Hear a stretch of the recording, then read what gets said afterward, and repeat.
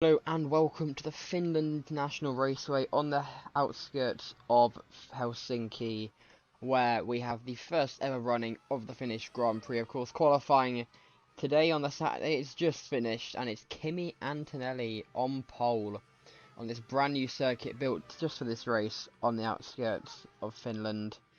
On the outskirts of Helsinki, which is the capital of Finland, of course.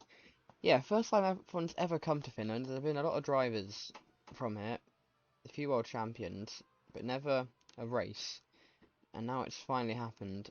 Of course, there aren't many races in Finland. Circuits in Finland. I mean, we got the Kimi Ring, which was built for MotoGP and then was never used. Imatra, which was also for MotoGP. There was another circuit in Finland, I'm pretty sure, for MotoGP.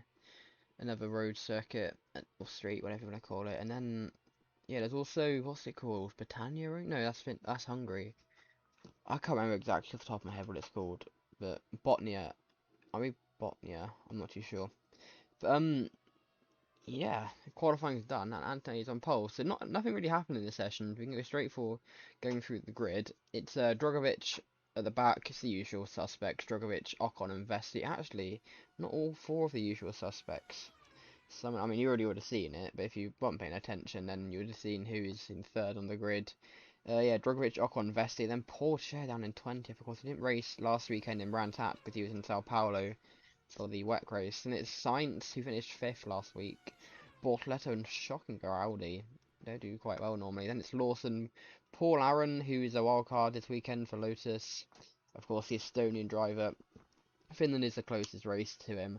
Actually, I think Russia might be even closer. I don't know. Anyway, then it's Albon, Hadjar, Colapinto, Crawford, Behrman down at 11th. I mean, he did shoot a little bit closer to Norris after last week when Norris had a torrid weekend. But 11th is not what he needs. And it's Maloney, Gasly, 8th, and no, Piastri. What am I on about? And then speaking of Lando Norris, your championship leader still, by 2 points though, is in 7th place. And it's Leclerc, George Russell, the driver that is 2 points off after doing the double last weekend, winning the sprint and the Grand Prix. Yuki Tsunoda starts in 4th place. Then it is Jack Doohan in 3rd with an identical lap time to Yuki Tsunoda.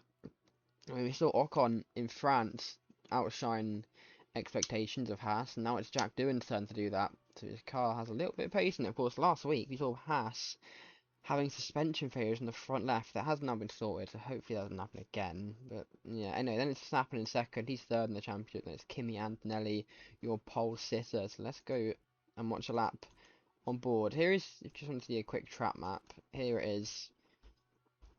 Of course, first time it's being used. It's quite a different circuit. It's quite long and thin, which isn't really, you wouldn't really think it is if you like watch a lap, but yeah, it is. So let's go on board. Did Bortles not have a rear wing there? He did. Okay, no, I'm just seeing things.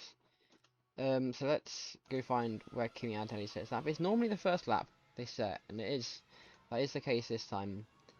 So let's go and watch. If it goes around the final corner, 17 turns this circuit. It's about 5 kilometers, just over 3.4 miles long. Anyway, crosses the start finish line, and let's see how he does. Turn 1, quite a tight right-hander, high speed. Of course, DRS is at this circuit. Then we've got another left-hander this time, a bit tight. Turn 2. Then you've got a little kink right, isn't the corner though, before turn 3, which is a pretty quick right-hander. You can take it in the 4th gear, and then a little bit of a straight before turn 4, and then turn 5, then turn 6, and turn 7. Quite a twisty, complex that before a bit of a straight, no DRS though. Go very quickly to turn 8, the hairpin, more of a double apex this one, and it goes up the hill through another straight, which we get a flat out turn 9, and then turn 10 again flat out. Then you've got to brake pretty quickly for the 11-12 chicane, very tricky, downhill as well, quite undulating, so you do need to make sure you don't lose the car through 11. Then we've got turn 13, flat, leading on to the next DRS zone, the final one of the circuit. Then we've got another hairpin, turn 14. Oh, it's double apex for a hander, actually, not a hairpin, turn 15 as well.